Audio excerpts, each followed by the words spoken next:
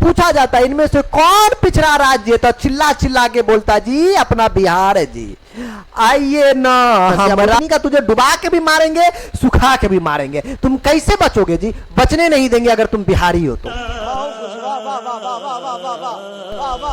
अत्ते बुरा हाल है कि जो हमारा लालू यादव जी है ना जी, अरे बिहार के मुख्यमंत्री रह चुके, वो भी अपना इलाज बिहार में नहीं करवाते जी, वो भी दिल्ली में इलाज करवाते। ये बात मालूम है? अरे तो काम कैसे नहीं करेंगे जी? आपने जो है 500-500 रुपया, 1000-1000 रुपया में बिके है वोट देने के टाइम, तो कैसे करेगा जी ऐसे ना? हाँ तरीका, आप लोग बात भी क्या कर सकते, दारू पे बिकने वाले हो यार। ठीक है, वो तो शुक्र बनाओ क्या आजकल जो है पढ़ा लिखा थोड़ा समझदार आदमी सब भी है। ठीक है, हाँ तब हम दो हमारे दो, वरना हम दो हमारे गिन लो। वैसे तो प्रशासन हर जगह लूटता है, बिहार का प्रशासन कुछ ज्यादा मात्रा में लूटता है जी, ज्यादा मात्रा में, एकदम सूंघ सूंघ के लूटता है कुत्तों के तरफ। चलो बहुत तरपाती है दोस्तों, बहुत तरपाती है। अगर दुनिया में सबसे ज्यादा कोई चीज तकलीफ देता है ना दोस्त, वो होती है गरीबी, जो एक बार नहीं बार बार मारते हैं जिसको गरीब। सोचो अब बिहार सबसे जो है हर राज्य से पिछड़ा राज्य बिहार है, लेकिन दिया नहीं जा रहा है। क्या मोदी जी का ऐसे बिहार डेवलप होगा? खाली बिहार में आके भाषण देने से कुछ थोड़ी होता है जी। हाँ कुछ काम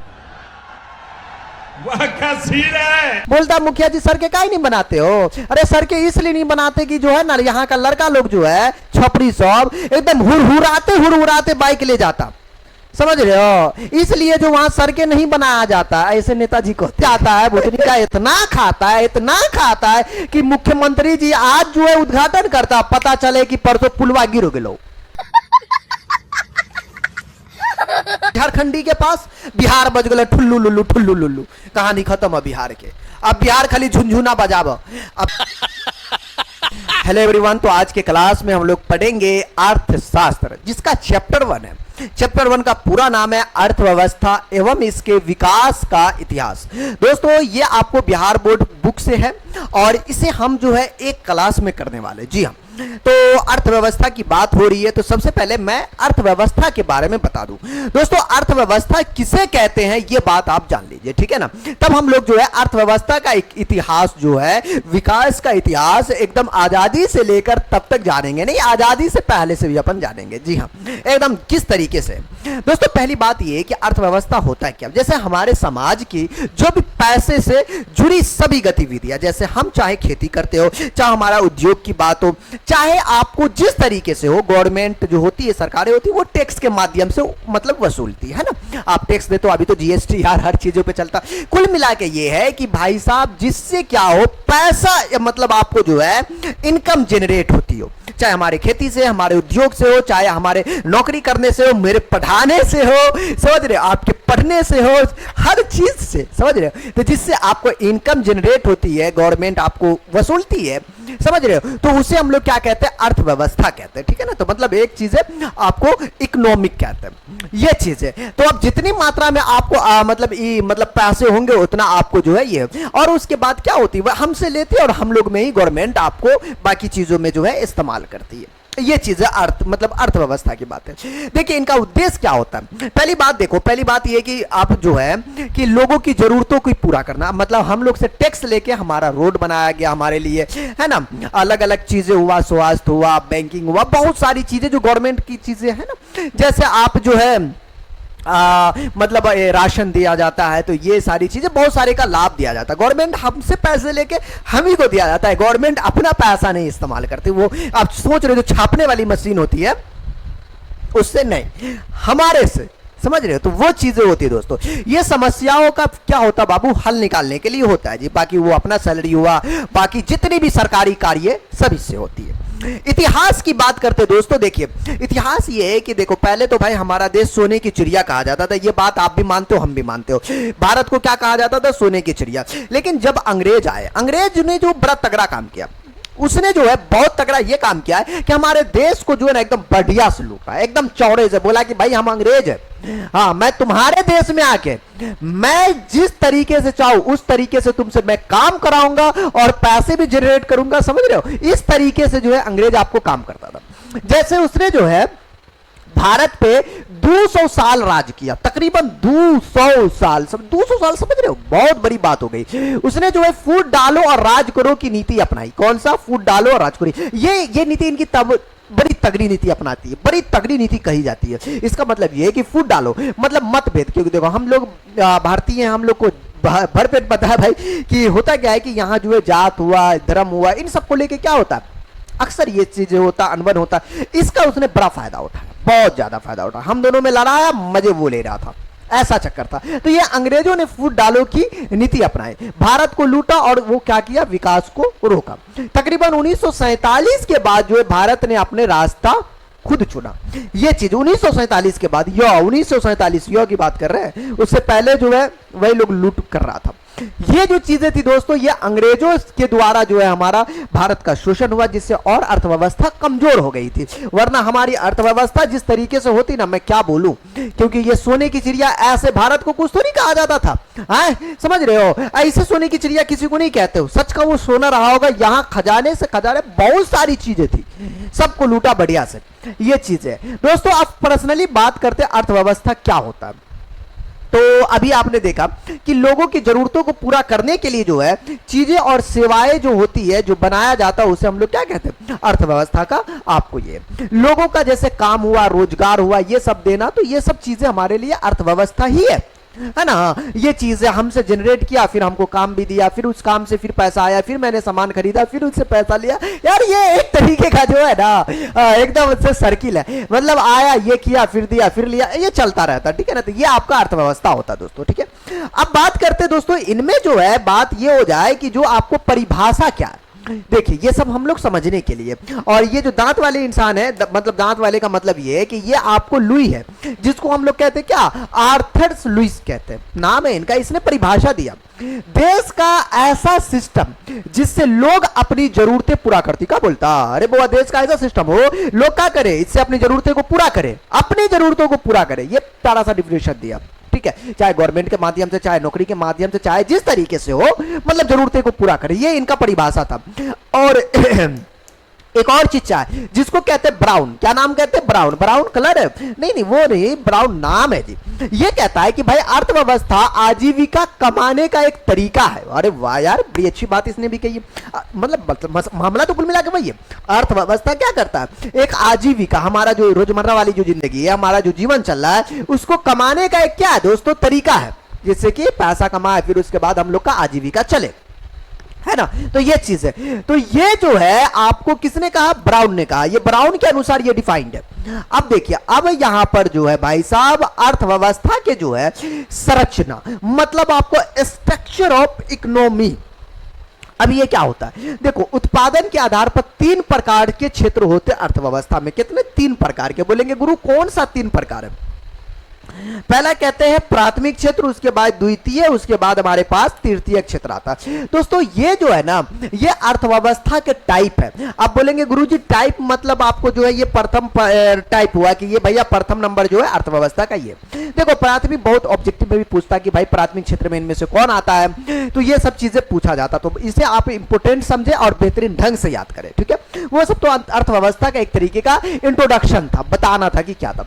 अब जो है यहां से इसकी खिलाड़ी स्टार्ट होती है। देखिए इस क्षेत्र में प्राकृतिक संसाधनों का सीधा उपयोग कर वस्तु और मतलब वस्तुएं हम लोग प्राप्त करते हैं डायरेक्टली। तो ये चीजें क्या बोला कि इस क्षेत्र में प्राकृतिक संसाधनों का हम क्या करते, उपयोग करते हैं और फिर किसी चीज की प्राप्ति करते हैं। तो ये हो गया जी प्राथमिक क्षेत्र। प्राथमिक समझ रहे हो, ये चीज है प्राथमिक। इसमें जो है कृषि मोस्ट इंपोर्टेंट रोल निभाता है। कृषि समझ रहे हो, खेती जिसको कहते हैं, खेती बाड़ी, पशुपालन, जितनी भी डेयरी हो गई, सब प्राथमिक क्षेत्र है दोस्तों, ये प्राथमिक क्षेत्र में आता है। मछली पालन हो गया, जंगल से लकड़ी हम लोग काटते हैं, लकड़ी वाली बात हो गई, सब है। खनन भी जो होता है ये भी आपको प्राथमिक क्षेत्र, ऑब्जेक्टिव में पूछता, बताओ बेटा इनमें से कौन प्राथमिक क्षेत्र के अंतर्गत आता है। कृषि दे देगा, ये दे देगा, वो दे देगा, 4 ऑप्शन देगा, 4 में से कोई ना कोई तुम्हें टिक्का मारना पड़ेगा। अगर गलत टिक्का लग लो तो आगे 1 नंबर खत्म। तो इससे बचना है तो भाई बढ़िया से एकदम समझना पड़ेगा, ठीक है। ये चीजें इसके कुछ नाम है, मतलब कुछ क्षेत्र है। अब देखिए इसके अन्य नाम और इसके कुछ क्षेत्र, जैसे प्राकृतिक संसाधन, आपने नाम सुना होगा प्राकृतिक संसाधन समझे, जो गॉड गिफ्टेड संसाधन होता है। तो ये जो चीजें हैं हमारे को मिलता है, जिसके अंदर जो है आपको प्राथमिक क्षेत्र के अंतर्गत आता है। ठीक है, ये आप प्राथमिक क्षेत्र के अंतर्गत। गुरु अब बात करेंगे द्वितीय क्षेत्र के अंतर्गत क्या आता है। बोलेंगे सर बताइए क्या होता है। देखिए द्वितीय क्षेत्र के अंतर्गत जो है इनमें इसकी तो पहले परिभाषा जान लीजिए। कहते हैं इस क्षेत्र में प्राथमिक क्षेत्र से प्राप्त वस्तुओं को, देखना क्या बोल रहा है कि बोला भगवान है जो प्राथमिक क्षेत्र से जितने वस्तु तू प्राप्त कर ले लियन, हाँ उसे क्या किया जाता है, संसाधित करके नया उत्पाद बनाया जाता है। तो ये हो गया आपका क्या चीज, द्वितीय क्षेत्र हो गया। इनका पहली बात निर्माण मतलब कंस्ट्रक्शन के अंतर्गत आ गया ये। उसके बाद जो है विनिर्माण मतलब आपको मैन्युफैक्चरिंग, किसी भी चीज की आप मैन्युफैक्चरिंग करते वो बात हो गई। फैक्ट्री और कारखाने ये चीज बात हो गई। उसके बाद कुटीर हो गया, चाहे लघु उद्योग हुआ या बड़े उद्योग हुआ, हर तरीके का जितने भी उद्योग हो गया ये सब इसी के अंतर्गत आता है। जी हाँ, जितनी सारी चीजें यहां पर आ गया ये सब जो है आपको द्वितीय क्षेत्र के अंतर्गत आता है। याद रखिएगा, पूछ देगा बताइए औद्योगिक क्षेत्र किसके अंतर्गत आता है, तो बोलिएगा द्वितीय क्षेत्र के अंतर्गत आता है। ठीक है, निर्माण उद्योग तो बातें कर ली, इसके कुछ अन्य नाम है औद्योगिक क्षेत्र और निर्माण उद्योग। ठीक है, निर्माण क्षेत्र ये चीज है। तो ये जितनी सारी चीजें था आपको द्वितीय क्षेत्र के अंतर्गत आता है। दोस्तों इसे भरपेट याद रखनी, भूलनी नहीं, ये बड़ा इंपॉर्टेंट है ये भी। अब तृतीय क्षेत्र की बात करते बोबा, देख लेना ध्यान से सुनना, तृतीय क्षेत्र होता क्या है, क्या होता है गुरु जी। देखिए इसके अंदर जो है कि यह क्षेत्र सेवाएं प्रदान करती है। क्या कहते हैं इसको, सेवा प्रदान करना। ओ बताइए ना सर क्या आपकी सेवा किया जाए, तो बताइए ना, तो सेवा प्रदान करती है। अब किस तरीके से सेवा प्रदान करती है वो देखिए। इनका कहना है कि जो प्राथमिक और द्वितीय क्षेत्रों को सहायता देता हो, ये ऐसा देखो किसान जो किसान समझ रहे हो, चाहे मछली पालन करते हो, चाहे खनन की बात हो, मनरेगा जनरेगा, मतलब ऐसी चीजें जो प्राथमिक क्षेत्र के अंतर्गत आता है। ठीक है, और जो द्वितीय क्षेत्र के अंतर्गत आता चाहे उद्योगों की, ये सबको सेवा देता बैंक के माध्यम से नहीं, तो बैंक हुआ, अलग अलग आपको संसाधन हुआ, उन सब के माध्यम से क्या करते हैं ये तृतीय क्षेत्र वाला देता है। इसमें मुख्य जो है परिवहन हुआ है ना, ये संसाधन है, तो परिवहन के द्वारा आपको दे सकता है। उसके बाद जो बैंकिंग के दे सकता है, संचार के माध्यम से, शिक्षा, स्वास्थ्य, बीमा, खुदरा, थोक व्यापार, आईटी सेवा, टूरिज्म, जितनी सारी यहां पर आपने नाम सुना ये सब तृतीय क्षेत्र के अंतर्गत आता है। ऑब्जेक्टिव में पूछ सकता, बताओ बेटा बैंकिंग प्रणाली जो है किस क्षेत्र के अंतर्गत आता है, तो याद रखिएगा बाबा ये तृतीय क्षेत्र के अंतर्गत आता है। ठीक है, एकदम नॉर्मल भाषा, कोई भारी नहीं है, बस आपको याद रखनी है। इसके कुछ नाम है, इसको सेवा क्षेत्र भी कहते हैं। अगर आपको अभी से कभी सेवा क्षेत्र का नाम याद हो जाए, अगर आपको कहीं पर भी आपको देखा ओ सेवा क्षेत्र मतलब बैंकिंग प्रणाली, ओ मतलब आपको जो है संचार, ओ शिक्षा, ओ स्वास्थ्य, तो सेवा क्षेत्र में कौन आता है याद रखिएगा, ये सब आता है। आप सेवा क्षेत्र ना भूलिएगा जी, अरे बोलिए ना भूलना है, कमेंट में बता दीजिएगा सेवा क्षेत्र क्या है। ठीक है, अब याद रखने का इसका कुछ ट्रिक है। बोलेंगे गुरुजी हमारा ट्रिक बताइए ना, गुरुजी हमारा ट्रिक याद रखने में बड़ा मजा आता है। देखिए जी ट्रिक, प्राथमिक द्वितीय तृतीय को आप याद रखने का, प्राथमिक को याद रखिए प्राकृतिक, खेती बाड़ी सब आ गया। ठीक है, और द्वितीय को याद रखिए निर्माण के रूप में, निर्माण मतलब समझो कंस्ट्रक्शन, ये सब उसी के अंतर्गत आ गया। और तृतीय का मतलब सेवा, ओ शिक्षा वाला, रोजगार वाला, मतलब आपको बैंकिंग वाला हुआ, ये सब जो है सेवा क्षेत्र किसके अंतर्गत आया, आपको तृतीय के अंतर्गत आ गया। ठीक है, ये तीनों बस इस तरीके से भी आप याद रख सकते हो, बाकी इनका फैकल्टीज याद रखिए, बल्ले बल्ले आप जैसे याद रखो, लेकिन याद जरूर रखनी है, भूलना नहीं है। अगर भूल गई तो फिर आपकी कहानी हिट हो जाएगी दोस्तों। अब बात करेंगे भारतीय अर्थव्यवस्था की संरचना जो था, हमने बहुत सारे पूरा डिफिनेशन पूरा इस तरीके से, देखो इनको जो है डायरेक्टली आप इस तरीके से डिफाइन कर सकते हो। ये कितने प्रकार के होते, तीन टाइप से इसको डिवाइड किया गया, प्राथमिक, द्वितीय, तृतीय। प्राथमिक को जो है ये इस तरीके से कृषि में डिफाइन किया गया, पशुपालन में, वन में, मछली पालन में। ठीक है, ये प्राथमिक क्षेत्र ऊपर वाला है को ही रिपीट कर रहे हैं कुछ इस तरीके इसके स्ट्रक्चर से।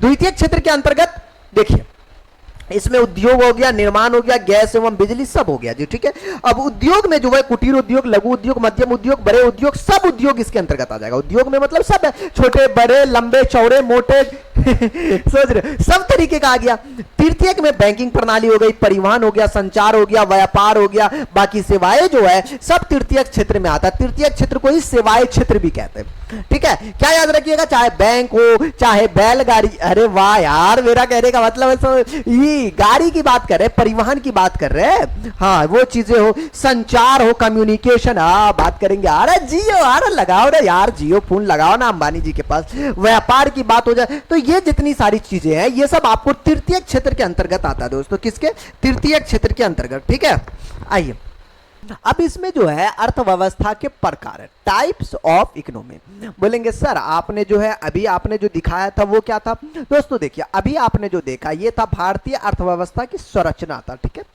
समझ रहे हो, ये इस तरीके का इसकी संरचना है, स्ट्रक्चर है। तो हमने स्ट्रक्चर ऑफ द इकोनॉमी देखा, अब जो है टाइप्स ऑफ इकोनॉमी देखेंगे। इकोनॉमिक जो है ना अलग अलग टाइप्स के होते हैं, जैसे हमारे भारतीय इकोनॉमिक अलग है, वैसे आप जितनी भी तकरीबन सब जो है पूंजीवाद के रास्ते पे ही चल चुका है अभी के टाइम में। लेकिन फिलहाल देखिए क्या है, पहली बात यह है कि अर्थव्यवस्था को 3 टाइप से बांटा गया। पहले देखिए पूंजीवादी अर्थव्यवस्था, बहुत सारे बच्चे पूंजीवादी अर्थव्यवस्था को समझ नहीं पाते, रियली बोल रहा हूं, रियली बोल पा रहा हूं कि पूंजीवादी अर्थव्यवस्था समझने में उसे बड़ा कंफ्यूजन होता। कसम से मैं एकदम देसी भाषा में जो है इसके कंफ्यूजियाने को जो है ना हम ठीक करेंगे एकदम से, एकदम चौड़े से, बिल्कुल टेंशन ना लेना। अब जैसे देखो कि पूंजीवादी अर्थव्यवस्था होता क्या है, देखो कहते हैं ऐसी अर्थव्यवस्था जिसमें उत्पादन के साधनों का स्वामित्व निजी व्यक्ति के पास हो, मतलब निजी प्राइवेट सेक्टर के पास हो, बुलाओ समझ के पूंजीवादी की बात हो रही है। प्राइवेट सेक्टर समझ रहा ना, जैसे अपना अंबानी जी, हाँ ऐसा चीज है। तो इसका प्रयोग निजी लाभ के लिए करते हैं। इसमें मुख्य विशेषताएं क्या है, देखो भाई इसमें निजी संपत्ति का अधिकार होता, बाजार आधारित उत्पादन एवं मूल्य निर्धारण, प्रतिस्पर्धा आधारित व्यवस्था, लाभ का उद्देश्य, और उदाहरण में कौन कौन से देश है वो दिया हुआ, अमेरिका, जापान, ऑस्ट्रेलिया। बोलेंगे सर जी भारत यहां से कहां चले गया का, देखो भारत यहां से इसलिए गायब है कि भारत पूंजीवादी अर्थव्यवस्था में नहीं है। सर जी हम पूंजीवादी का मतलब ही नहीं समझे, पहले मतलब समझाइए ना। ये जो हमारा मोटा भाई है, उधर अडानी है, अंबानी है, दिन भर नाम लिया जाता, क्या मामला है। देखो मैं देसी में बताओ, ध्यान से सुनना। देखो यहां पर अमेरिका, जापान, ऑस्ट्रेलिया, इनकी सबसे बड़ी खूबसूरती है कि इसमें जितनी भी कंपनी है, समझ रहे हो, वो सरकार के अधीन नहीं है, सरकार उसे सिर्फ टैक्स लेती है। जैसे देखिए मैं इसका एक प्यारा सा नोट के रूप में मैं आपको यहां पे लिख चुका हूं, अगर आप इसे ध्यानपूर्वक देखते हो मजा आ जाएगा।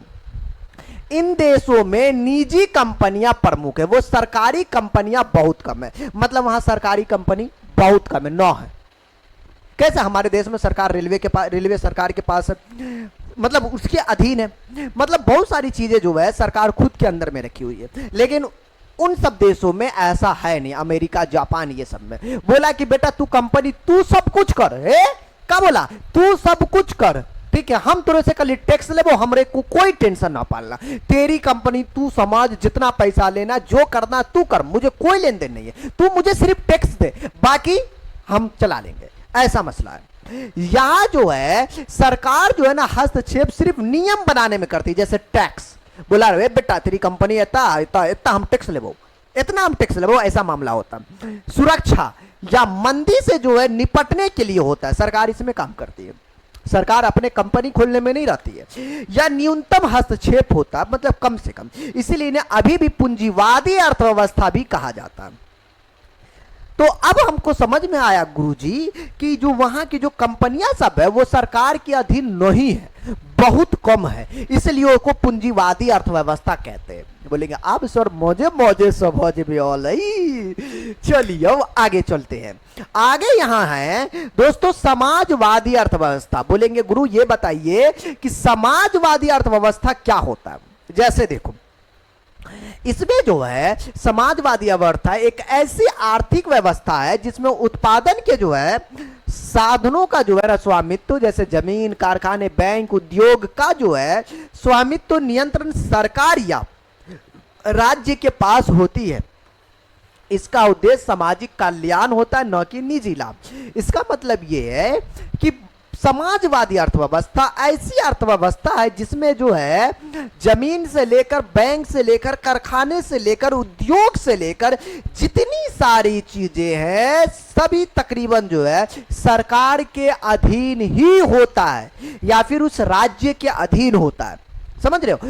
ये मामला हो जाए तो दोस्तों अब हम समझ लेंगे कि ये समाजवादी अर्थव्यवस्था जैसे इसमें जो है राज्य का स्वामित्व, योजना आधारित अर्थव्यवस्था, लाभ नहीं समाज का कल्याण मुख्य उद्देश्य होता है, संपत्ति का समान वितरण होता है। इसमें सबसे बड़ा है चीन और क्यूबा।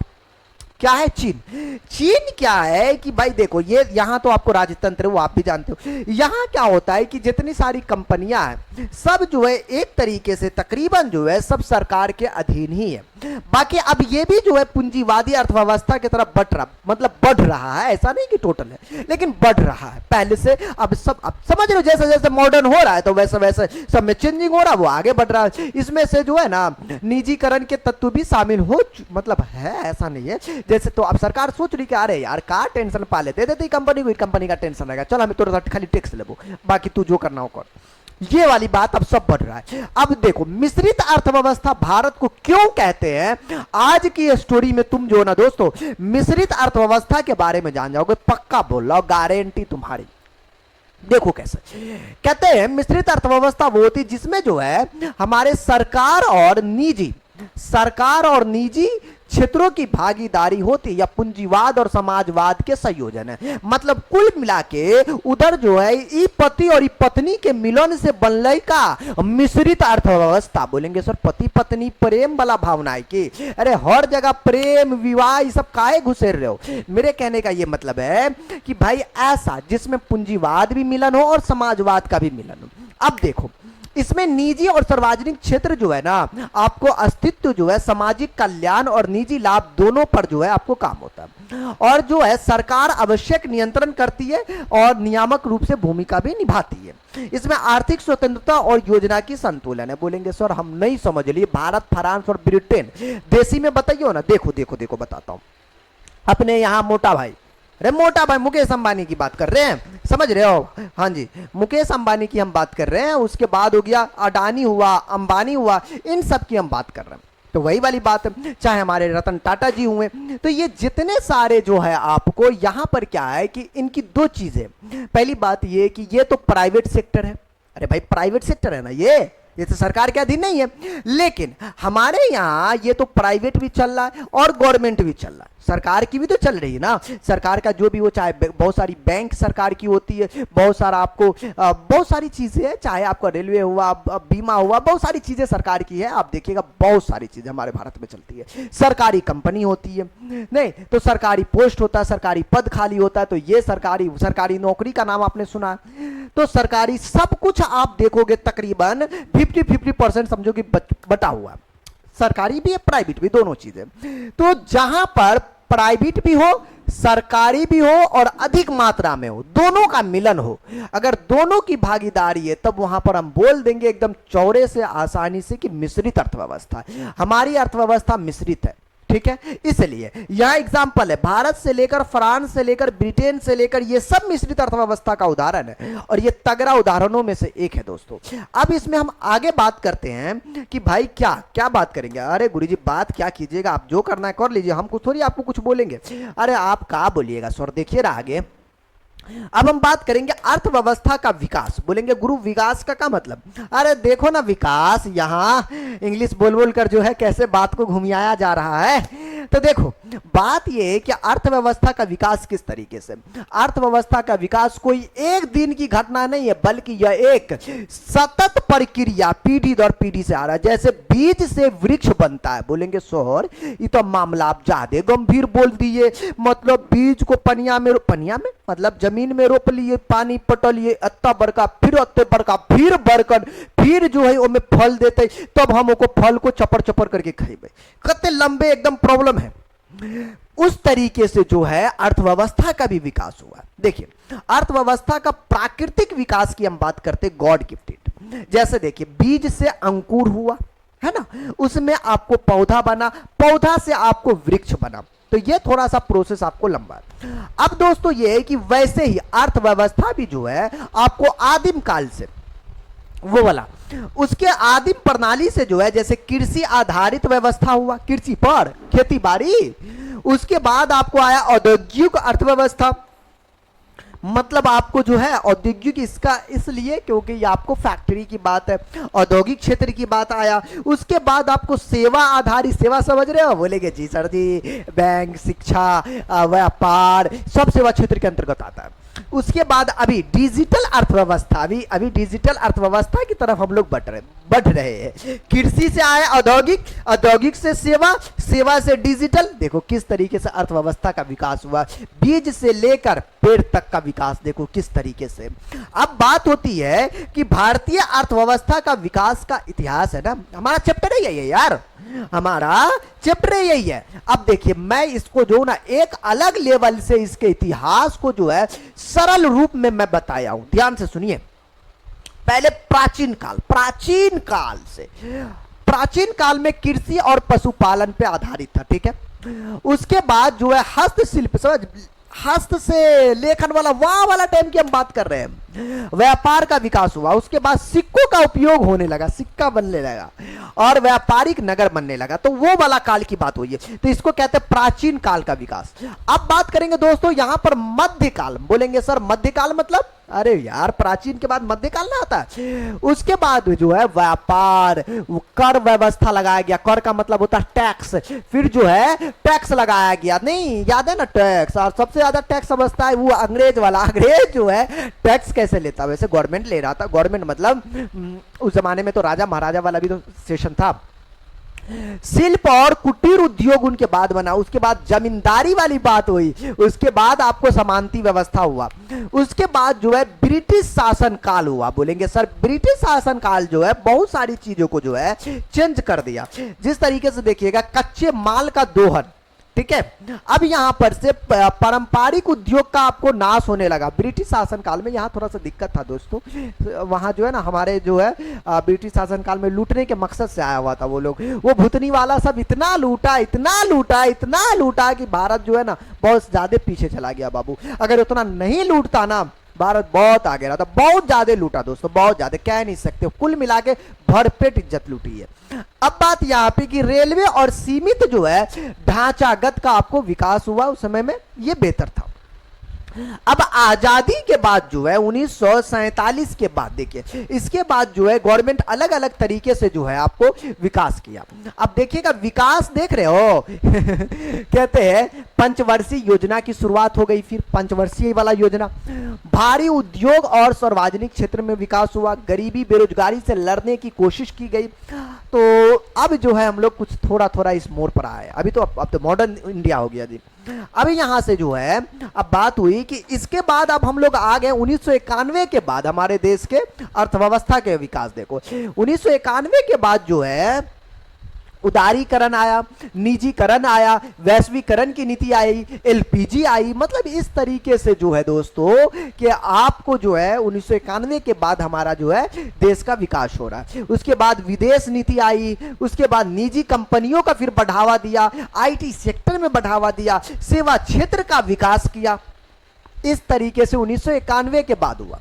वर्तमान दौर अभी के टाइम में डिजिटल इंडिया चल रहा है रे बउआ, याद रखिएगा, स्टार्टअप संस्कृति चल रहा है, स्टार्टअप, आत्मनिर्भर भारत की ओर हम लोग चल रहे हैं। इसके बाद डिजिटल भुगतान, ऑनलाइन बैंकिंग और तकनीक और ऑनलाइन सब सेवा हो रहा है, हर कुछ ऑनलाइन सेवा, ऑनलाइन शादी, ऑनलाइन मैरिज, ऑनलाइन लव, तो सब ऑनलाइन हो रहा है। तो यहां तक हम लोग पहुंच चुके हैं, ऑनलाइन बहुत सारी चीजें हो रही है, ऑनलाइन जितना फायदा हो रहा है नुकसान थोड़ा बहुत भी हो रहा है, लेकिन क्या कीजिएगा ये तो जरूरी है। मॉडर्न में अगर आप मॉडर्न नहीं बने तो नोकिया जैसा जो है इतिहास आपका लिखा जाएगा। नोकिया को जानते हो ना, आप लोग में से बहुत सारे बच्चे नोकिया का नाम नहीं सुने होंगे, अभी बहुत सारे बच्चे, आजकल के बच्चे नोकिया चीज क्या जानता ही नहीं है बेटा। नोकिया का एक दौर था, वो मोबाइल की बात कर रहा हूं, एक दौर था दोस्तों, दौर था, हाँ उस जमाने की मैं बात कर रहा हूं नोकिया।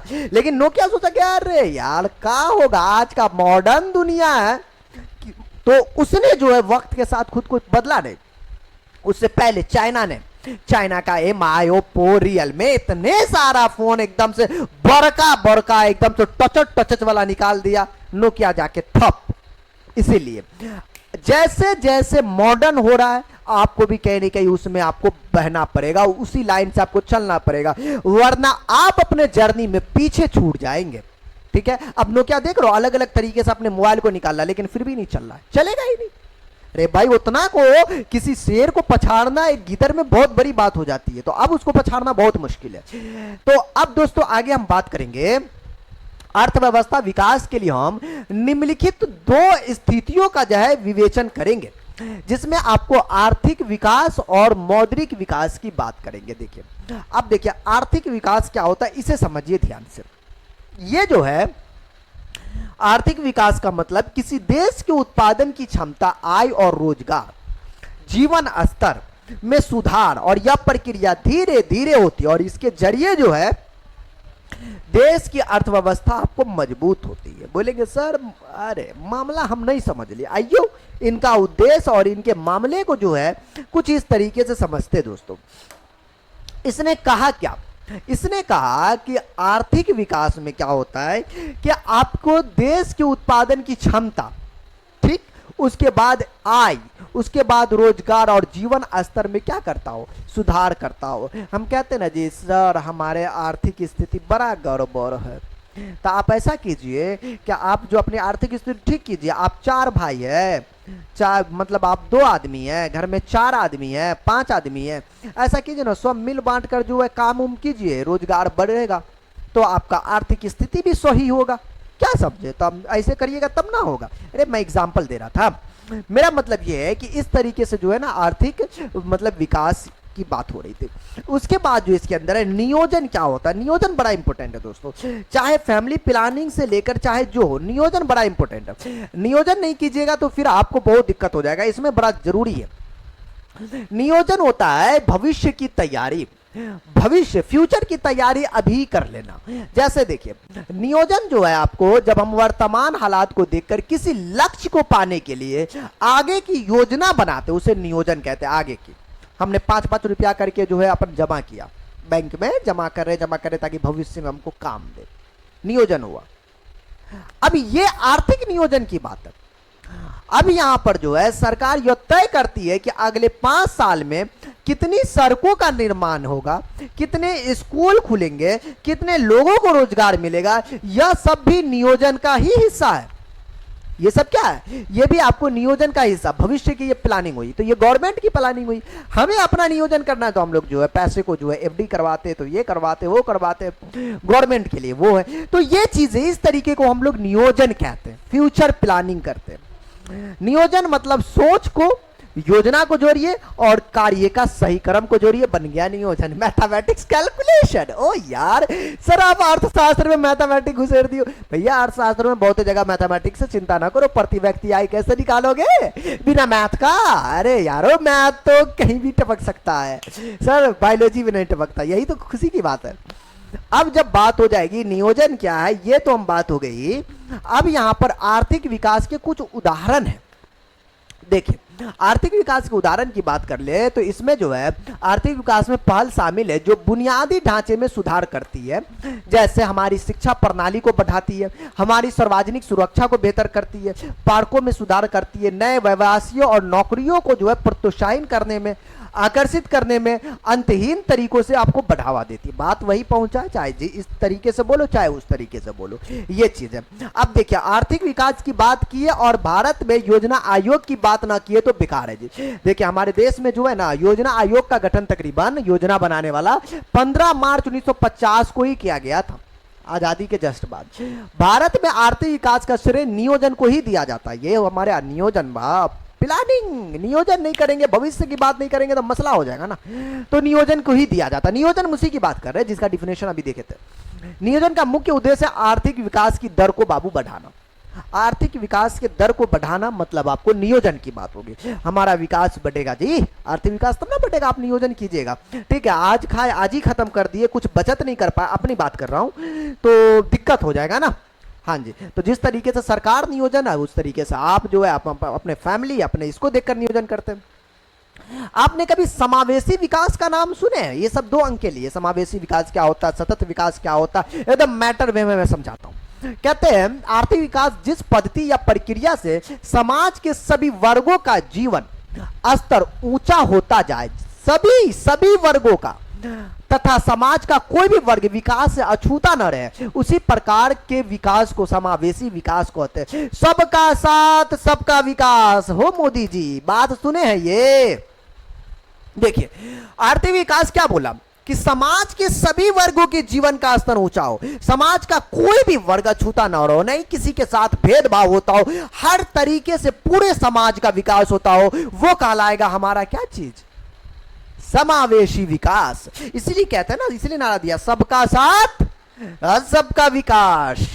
तो आर्थिक विकास ये समावेशी विकास समझे? हाँ जी, सभी वर्गों का विकास होता हो जिस तरीके से आपको मतलब आपको विकास की प्रक्रिया चल रही है ना। गवर्नमेंट का कोई भी चीज हो यार, सबके लिए होता है ना, सबके लिए विकास होता, तुम्हारे लिए उसके लिए ना होता ना सबके लिए। तो यही चीज है, सबका इसके लिए होता है, तो इसको हम लोग कहते हैं समावेशी विकास। समावेशी सबका, समावेशी सबका, याद रखिएगा, समावेशी विकास सबका विकास, समावेशी विकास प्रोसन का विकास, अबे प्रोसन के साथ साथ तोरा भी विकास, तेरा फैमिली के विकास, पूरे देश का विकास, हाँ तो सबका विकास। अब बात करेंगे दोस्तों सतत विकास। बोलेंगे गुरु यार ये सतत वाला चक्कर क्या है, सतत विकास का क्या है मैटर गुरु जी? अब देखिए ना जी, हम बताते हैं। सतत विकास का शाब्दिक मतलब है कि ऐसा विकास जो आज की जरूरतों को पूरी कर सके, आज की जरूरतों को, अभी के जरूरतों को पूरी कर सके।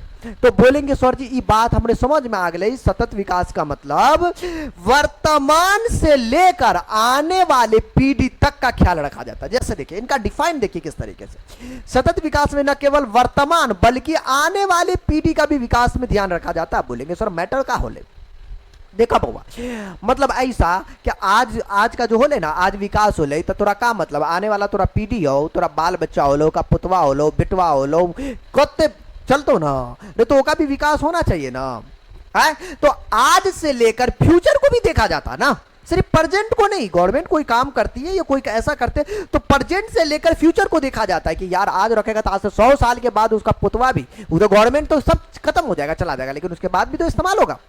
तो ये हो गया जी सतत विकास, पीढ़ी दर पीढ़ी तक का विकास, आज से लेकर आने वाले कल तक का, ये सतत विकास का बड़ा एग्जाम्पल है दोस्तों। अब चलिए, अब इसमें दूसरा पार्ट था कि मौद्रिक प्रणाली की बात हमने नहीं किया जी। तो मौद्रिक की बात ना करे तो फिर तो मैटर गड़बड़ा जाएगा गुरुजी, फिर हजरिया पनसैया जो है कौन बात करेगा जी? तो पनसैया पे बात करना है ना जी, तब ना गांधी जी मुस्कुराएंगे यार तेरी का। चलिए पहली बात है कि मौद्रिक में वस्तु विनिमय प्रणाली, बड़ा फेमस प्रणाली, वस्तु को वस्तु का लेना देना। पहले क्या होता था, भैया हम तोरा दाल दिया लगे, तू हमरे जो है क्या करो, हम तोरा दाल दे रहे तो तू हमरा चावल दे दा, हम तोरा ई दे रहे तो तू हमरा ई दे दा। एक्सचेंज ऑफर चलता था बहुत पहले, इसलिए इसको वस्तु विनिमय। अब तो पैसा देते तो वो देता, ये चीजें था। इस तरीके का एक्सचेंज प्रणाली जो है वस्तु विनिमय प्रणाली। मौद्रिक प्रणाली की बात हुई अभी के टाइम में, मुद्रा से वस्तु एवं सेवाओं का विनिमय। हमने ये पैसा देंगे तो हमारा दूसरा सामान देगा, हमको रुपया देंगे तो हमारा वो चीज देगा, है ना जी। तो ये हो गया मौद्रिक प्रणाली। बोलेंगे ठीक है, मौद्रिक मतलब मुद्रा। अरे बिना आज के दुनिया में बिना मुद्रा की तो पत्नियां भी थोड़ा साथ न रहता हो, याद रखिए जी। हाँ भूलिए ना ये चीज को। अब हर चीज में जो है ना बउआ, सबसे बड़ी दौलत पैसा ही बन गया जी। लेकिन कहीं कहीं पे पैसा भी मार खा जाता है दोस्तों, नहीं?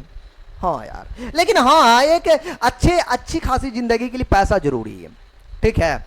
बाकी बैंकिंग प्रणाली की बात करेंगे। बैंक के माध्यम से चेक के द्वारा विनिमय होता। बैंक नहीं समझते हो, बैंक में चेक दिए पैसा दिया जी। अब एक होता कोर बैंकिंग प्रणाली, अभी तो ज्यादा चल रहा है कोर बैंकिंग प्रणाली ना। कैसे गुरुजी?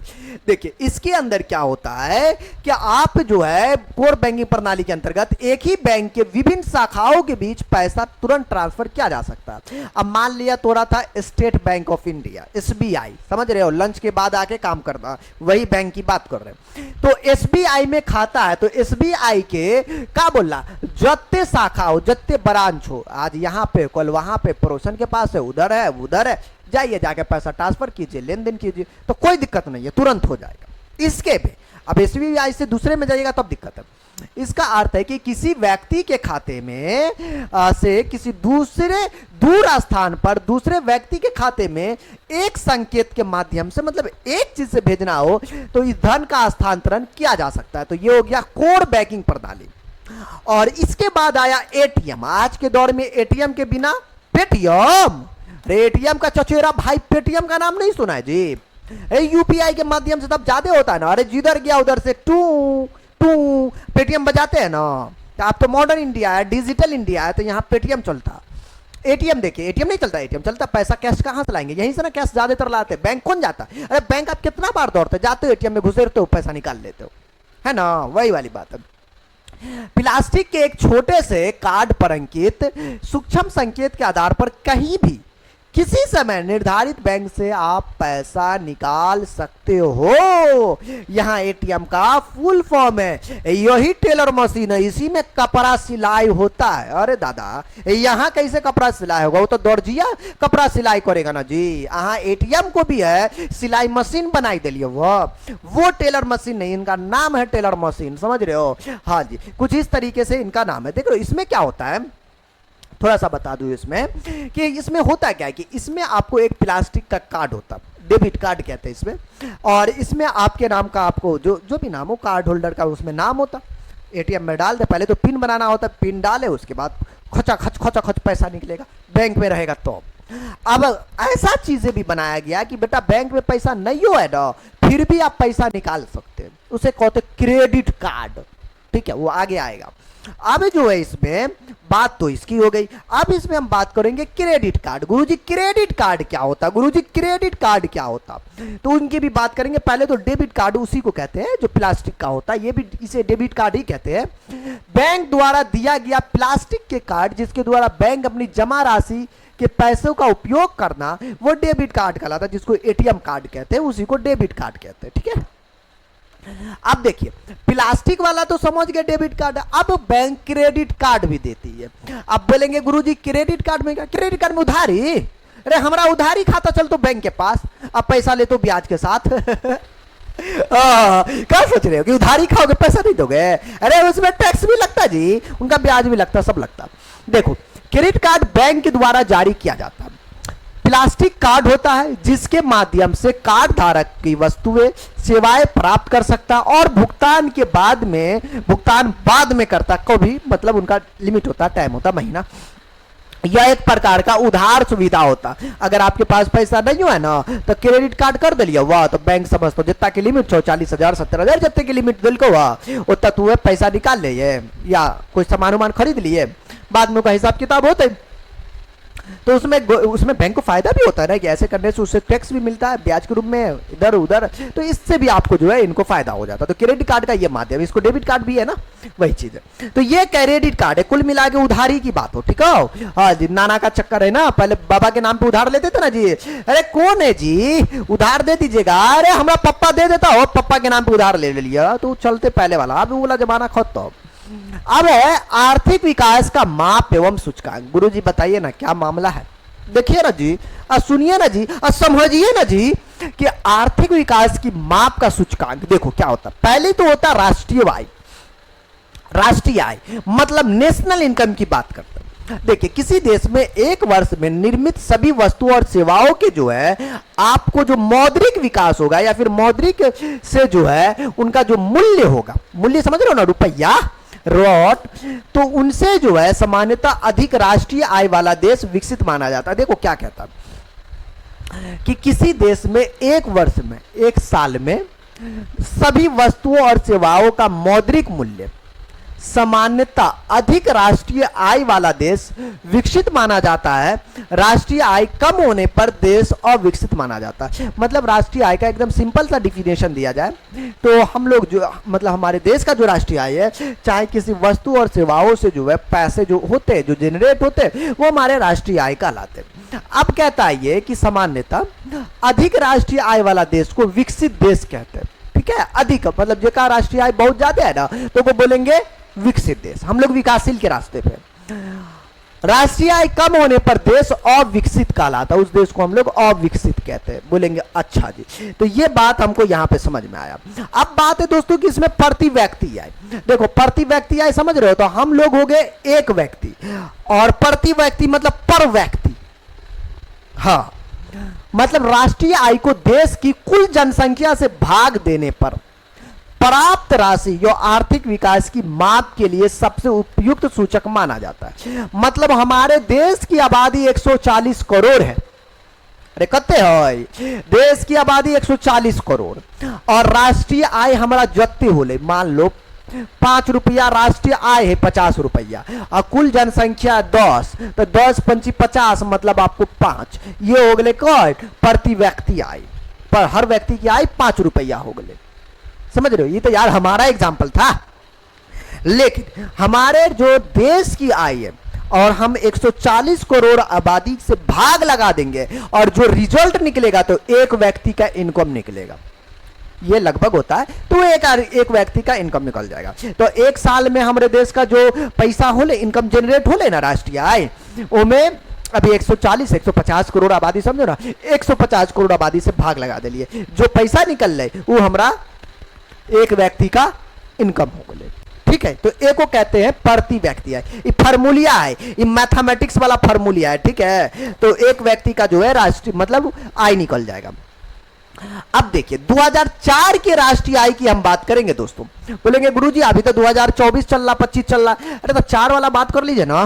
कहते हैं जब प्रति व्यक्ति आय आपको इतना रुपए, इससे अधिक वाले देश विकसित माने जाते थे। अगर इनका जो है ना इससे आपको ज्यादा था तो उनको जो है विकसित कहते थे। अगर प्रति व्यक्ति आय इस रुपए से कम वाले देश आपको विकासशील देश माने जाते थे, कि वो विकासशील के रास्ते हैं।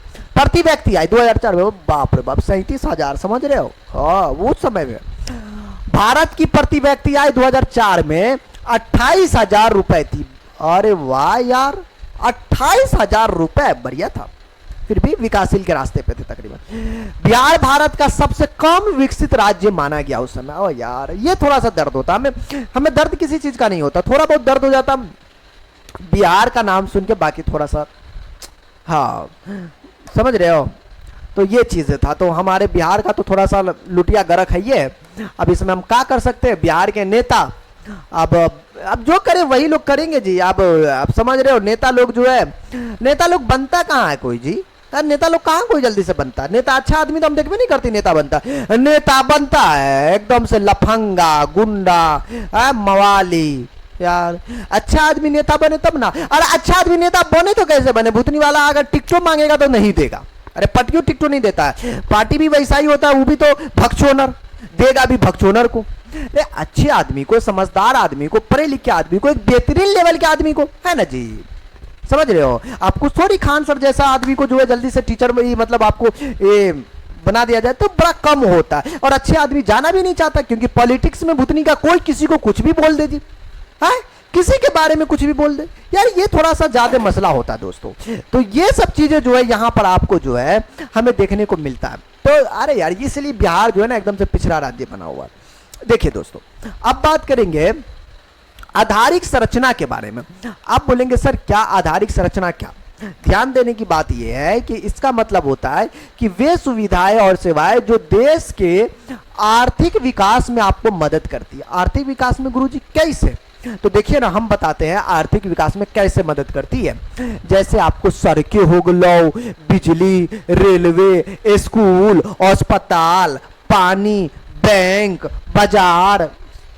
गुरुजी मतलब ना समझ लिए, क्या बोल रहा, आधारिक संरचना का मतलब बोल रहा कि ऐसा संरचना मतलब ऐसी सुविधाएं जिसमें आपको सेवाएं जो देश के आर्थिक विकास में मदद करती है, विकास में ना मदद करता है। अरे सड़कें अच्छा रहते तब ना सब कुछ होते, काम कैसे, सड़क खराब तो कहानी खराब। अरे बिहार में अब ना सड़क ठीक हो रहा है धीरे धीरे करके, वरना बिहार के सड़क अभी भी गांव में देखो। हाँ जी, बोलता मुखिया जी सड़कें काहे नहीं बनाते हो, अरे सड़कें इसलिए नहीं बनाते कि जो है ना यहाँ का लड़का लोग जो है छपरी सब एकदम हुरहुराते बाइक ले जाता, समझ रहे हो, इसलिए जो वहां सड़कें नहीं बनाया जाता, ऐसे नेताजी कहते हैं ताकि जो छपरिया सब जो है गाड़ी को स्लो चलाए, इसलिए रोड नहीं बनवाता है। अरे यार तो ये तो मस्ती मजाक था। मेरे कहने का मतलब है कि अगर सड़कें जो है अच्छे रहेंगे तो बेहतरीन होगा, परिवहन होगा। बिजली सबसे ज्यादा जरूरी। अब बिहारिया में बिजली, अरे बाबा बड़ा दिक्कत है रे। तो शहर में तो थोड़ा बहुत ठीक हो रहता है, बिहार में बिजली की समस्या अब ठीक हुआ, लेकिन तब पहले तो ऐसा था कि अरे लालटेन जला के, तो लालटेन वाला चक्कर था। अब थोड़ा सा बिहार जो है सुधरा है। अभी तो भी जो है चाचा जी का जो है ना शुक्रिया अदा करा करे। कौन चाचा जरा अपना नीतीश चाचा, चाहे जो भी हो, जितना बार पलटी मारा हो या इधर उधर किया, वो उनका अलग मसला है। नीतीश जी की जो है ना ये खूबसूरती है, बिहार को कहीं ना कहीं यहाँ पर भी जो लाने की कोशिश हुई ना, उसमें नीतीश जी का ही बहुत बड़ा हाथ है। जो बात है, अब उसको कोई कुछ भी बोले, राजनीति देके, मुझे राजनीति से घंटा फर्क पड़ता, मतलब मुझे कोई फर्क नहीं पड़ता, लेकिन जो हकीकत है नीतीश जी का, ये तो मानना पड़ेगा। अब चाहे वो जितना सस्ता नशा करे, अब उनका बुरे सूरे हो गए हैं, अब उनका जो है दिमाग उस लेवल पे जा चुके हैं। लेकिन हाँ भाई, उनका बहुत बड़ा योगदान है, उनके लिए मैं धन्यवाद करता हूं नीतीश जी के लिए, ठीक है ना। वरना पहले जमाने में तो कोई सरकारी स्कूल में अपने बच्चा को ना भेजे, जो बात बोल रहे हैं अपने बच्चा को ना भेजे, नाम, अरे भेजने का मतलब क्या बोला, पढ़ाइए ना। वो लालच दे के सरकारी स्कूल में बच्चा जाता, वरना वो भी नहीं जाता जी। अरे बिहार का ये हाल है जी। चलो गांव घर में और भी जगह बिजली थोड़ा सा ये हुआ, बिजली अगर बेहतरीन होगा तो फैक्ट्री ये सब लगेगा, रेलवे ठीक है, स्कूल, अस्पताल, पानी, बैंक, ये सब क्या है, ये आपको आधारिक संरचना है, ठीक है ना। ये सेवा आपको गवर्नमेंट के द्वारा दी जाती है। अब बात करेंगे दोस्तों कि इन सब चीजों से देश का विकास होता है। अगर किसी राज्य या इलाके में ये सुविधा ज्यादा होगी तो वहां तेजी से विकास होगा। हम पढ़ रहे भारत, है ना, भारत के बारे में जान रहे, और हम बिहारी है, बिहार के बारे में ना जाने तो मजा आएगा नहीं आएगा। आने वाले कल के आप भविष्य हैं, आने वाले कल के आप हीरो हैं, हीरो को जानना पड़ेगा ये चीजें। देखिए बिहार की जो है ना विकास की स्थिति बड़ी दयनीय है दोस्त। बिहार में जो है ना, पहले बिहार बहुत आगे था जब झारखंड एक साथ था, झारखंड अलग हो गया ना बिहार से, पता है ना जी। अब देखिए, और उससे पहले जो है, जैसे गौतम बुद्ध को ज्ञान यहीं प्राप्त हो, गौतम बुद्ध को जानते हो, हाँ बुद्ध, अशोक और चंद्रगुप्त महान राजा यहीं थे, जयप्रकाश नारायण जी संपूर्ण क्रांति और आंदोलन यहीं से शुरुआत की, लोकनायक जेपी का भी योगदान यहीं से हुआ। लेकिन अब बिहार जो है पिछड़ गया। अब पूछा जाता है इनमें से कौन पिछड़ा राज्य, तो चिल्ला चिल्ला के बोलता जी अपना बिहार है जी, आइए ना हमारा बिहार में। बेटा ये रील तक है, हकीकत कुछ और है, ठीक है, सच यही है, बाकी दुनिया क्या कहे फर्क नहीं पड़ता, यही सच है। हाँ, कितनों हम लोग तारीफ कर लेते, बिहार बिहार बिहार, एक बिहारी 100 पर भारी, भाई ये सब सिर्फ जो है ना हकीकत कुछ और ही है, ठीक। वो आप भी जानते हो, हम भी जानते हैं कि बिहार का क्या हाल है, स्थिति, क्योंकि एक बिहारी अपने दिल से पूछा जाए तो वो जानता है कि बिहार की स्थिति क्या है। और हमारा अलग राज्यों से, जितने सारे राज्य है ना, उनसे कितने हम लोग किस लेवल पे हैं, अपने से पूछो पता चल जाएगा। देखिए बिहार के पिछड़ेपन का कुछ कारण है, तेजी से बढ़ती जनसंख्या, अच्छी सुविधाओं की कमी, कानून व्यवस्था की स्थिति, बाढ़ और सूखे सबसे ज्यादा तो ये प्रभाव करता है, औद्योगिक पिछड़ापन ये तो उससे भी ज्यादा मतलब प्रभाव पड़ता है जी, गरीबी, खराब विधि व्यवस्था, कुशल प्रशासन, वाह वाह वाह वाह, कुशल प्रशासन का अभाव। वैसे तो प्रशासन हर जगह लूटता है, बिहार का प्रशासन कुछ ज्यादा मात्रा में लूटता है जी, ज्यादा मात्रा में, एकदम सुंग सुंग के लूटता है कुत्तों के तरफ। चलो ठीक है जी, अब ये हो गया जी बिहार के प्रशासन के बारे में पर्सनली बात करेंगे।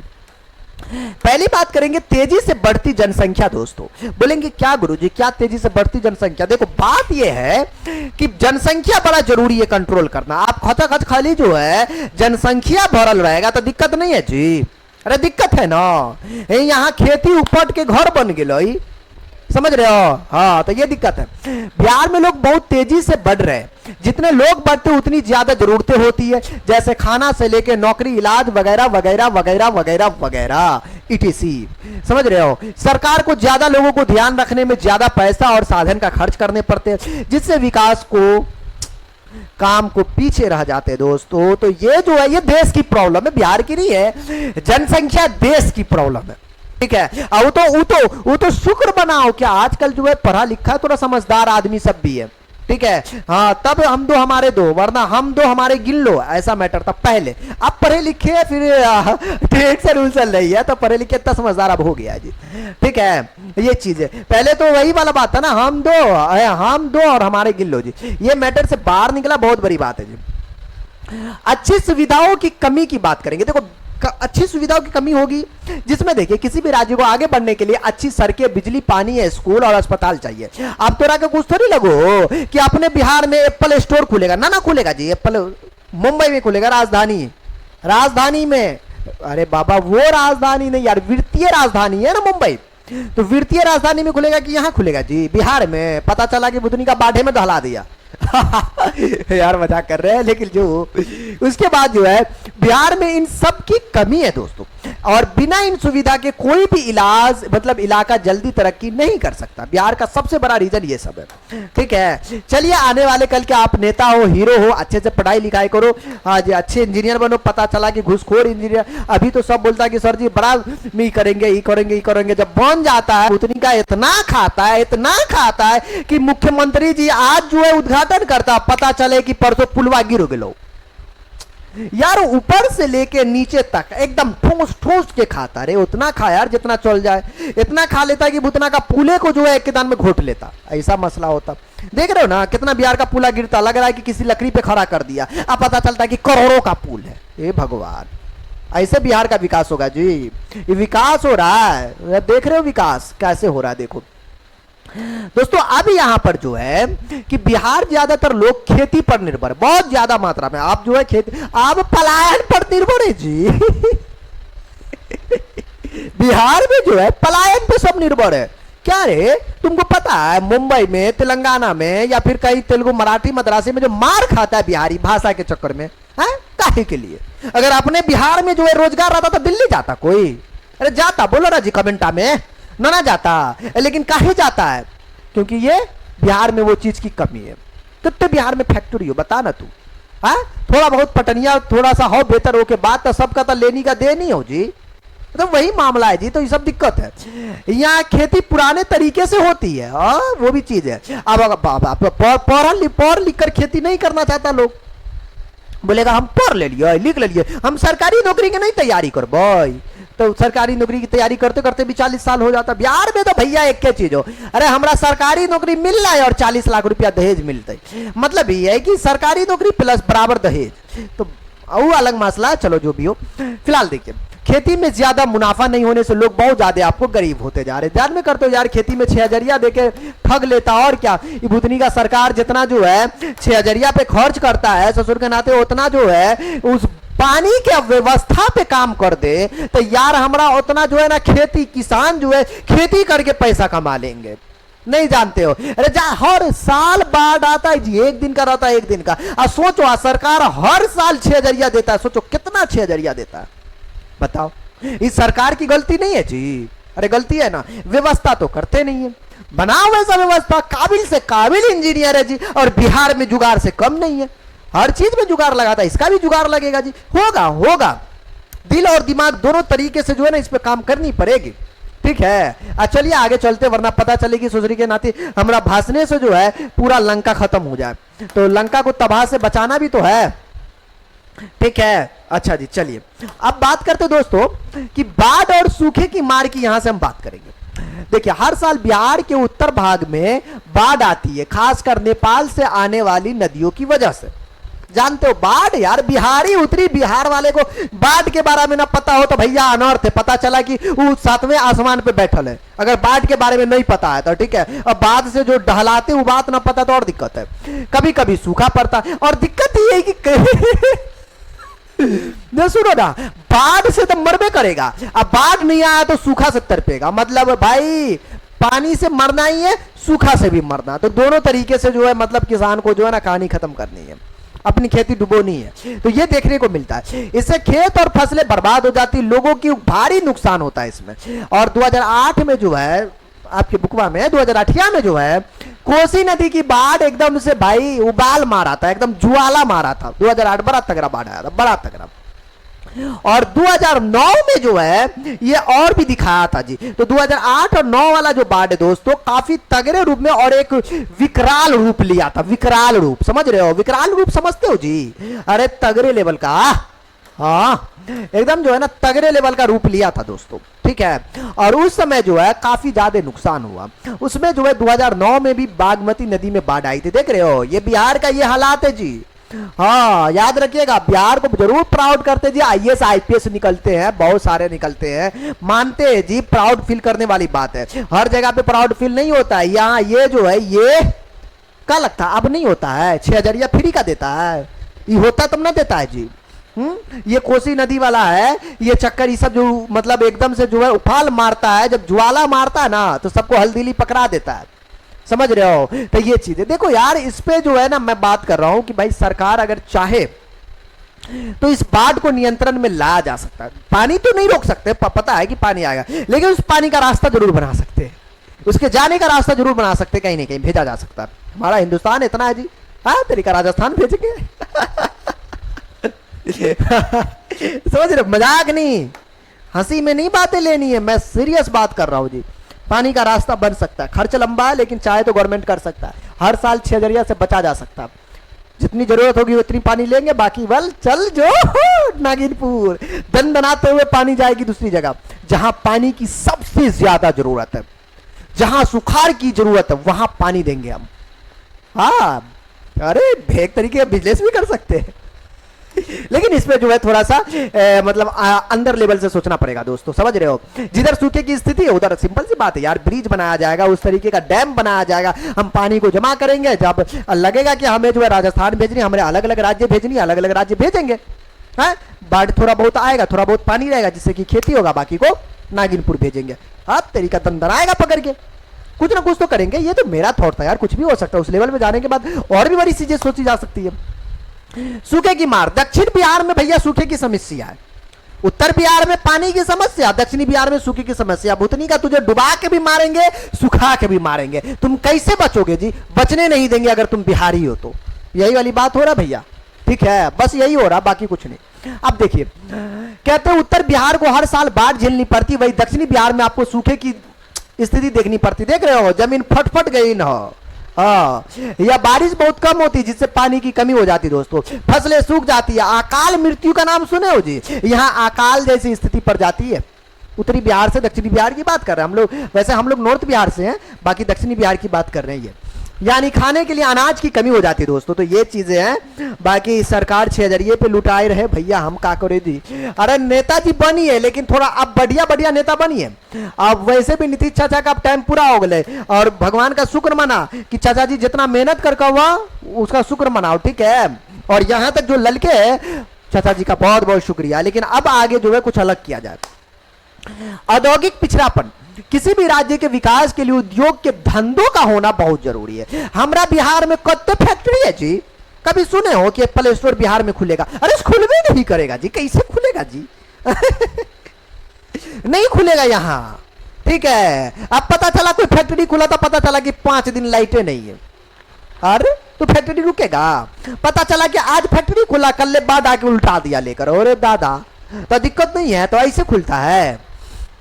लेकिन बिहार के उद्योग की बहुत कमी है। जब झारखंड अलग राज्य बना तो सारे उद्योग, खनिज, कोयला सब जो है भैया सब वहीं चल गए।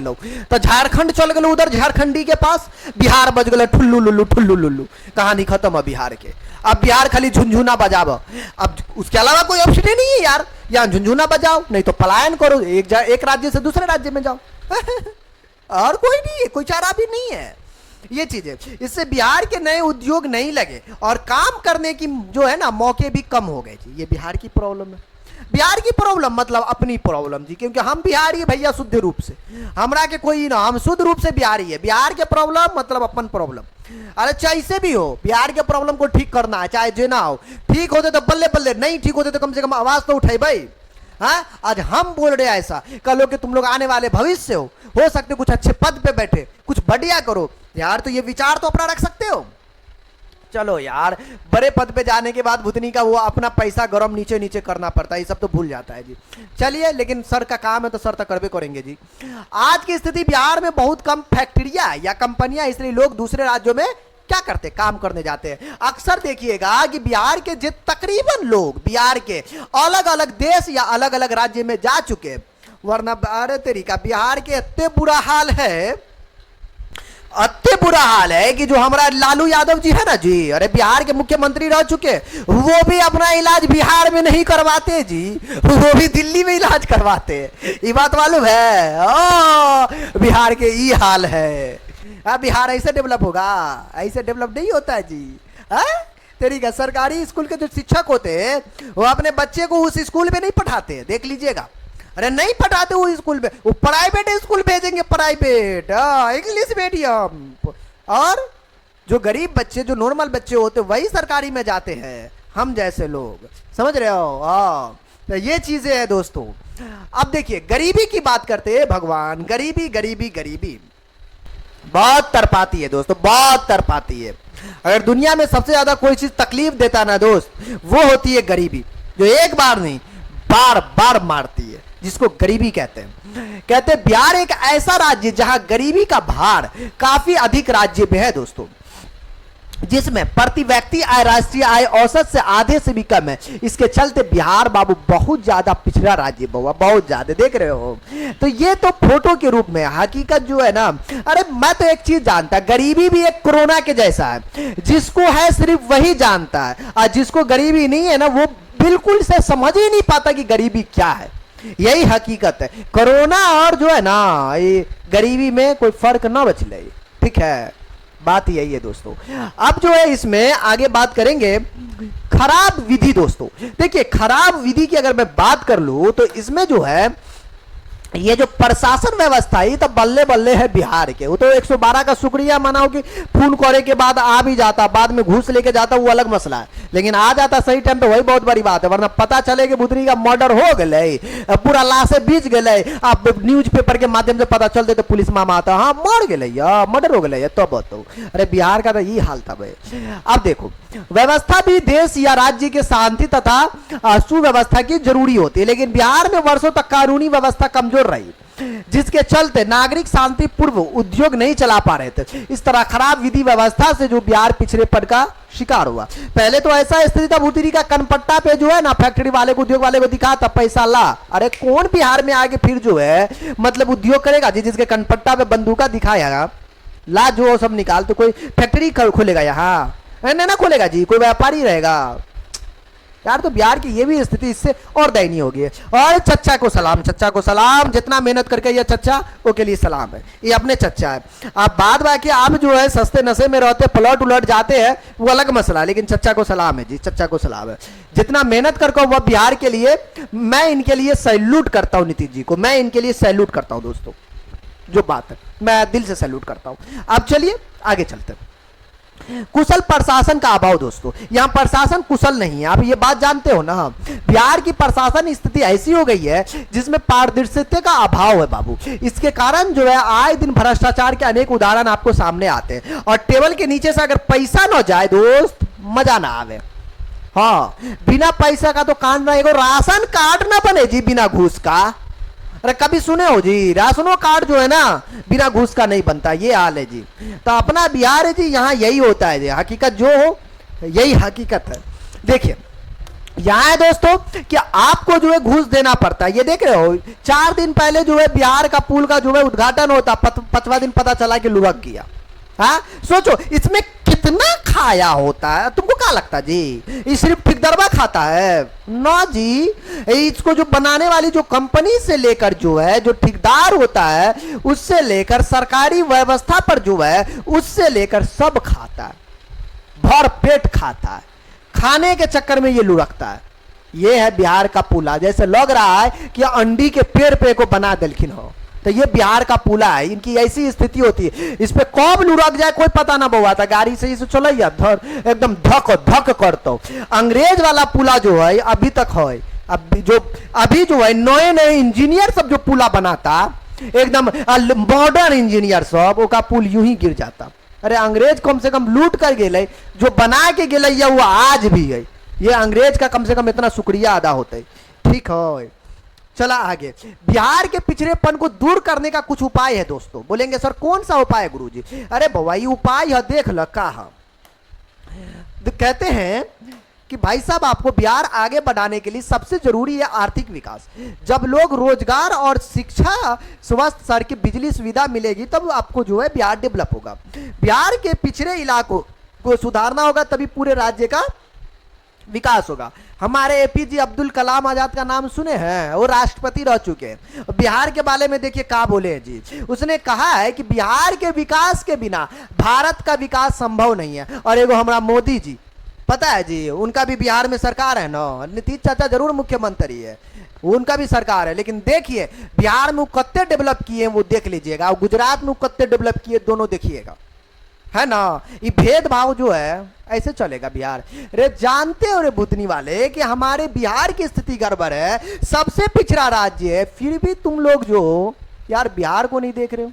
हाँ, ये ऐसे कैसे चलेगा जी, बताओ यार।